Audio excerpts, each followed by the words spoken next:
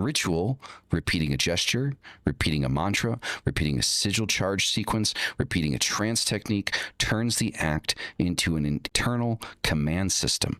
Over time, the ritual state becomes easier. The intention embeds deeper.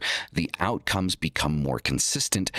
Repetition makes magic predictable. It turns the extraordinary into new baseline. So your nervous system learns by repetition and shock. A ritual gives you both, right? You interpret your normal script, then insert a new one with emotional voltage. You don't hope to change. You force the system to adapt, okay?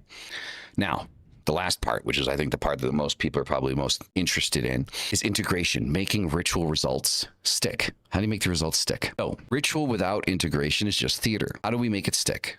So there's 3 steps to this: immediate grounding, post-ritual journaling to encode meaning, behavioral follow-through to anchor neural changes. Let's break these down. Immediate grounding.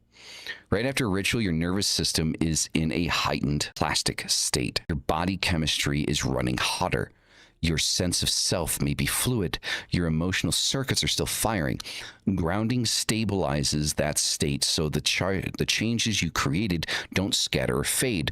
Grounding works because it engages physical orientation. So ritual disrupts ordinary spatial awareness.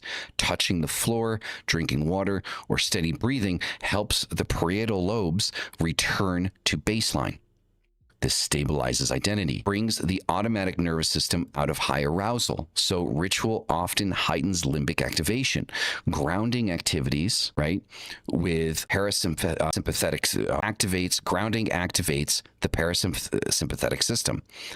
This prevents emotional overload or disassociation, locks the symbolic work into a physical frame. So stability helps the mind integrate what just happened. Without grounding, the ritual can feel unreal or dreamlike. Grounding makes it usable.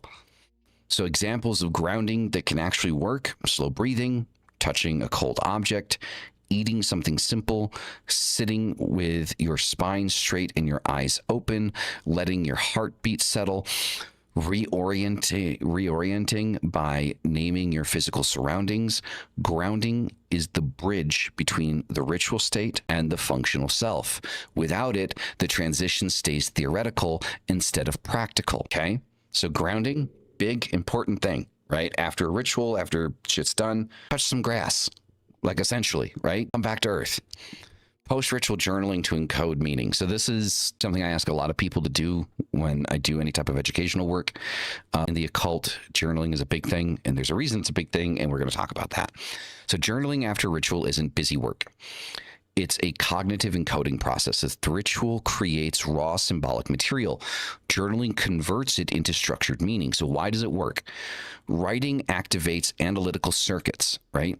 You take the emotional trance-based experience and map it to language, right?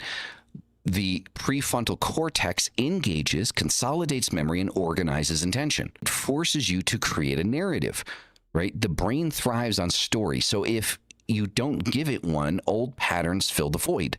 Journaling claims the interpretation before your habits reclaim the territory. And the act of writing solidifies identity.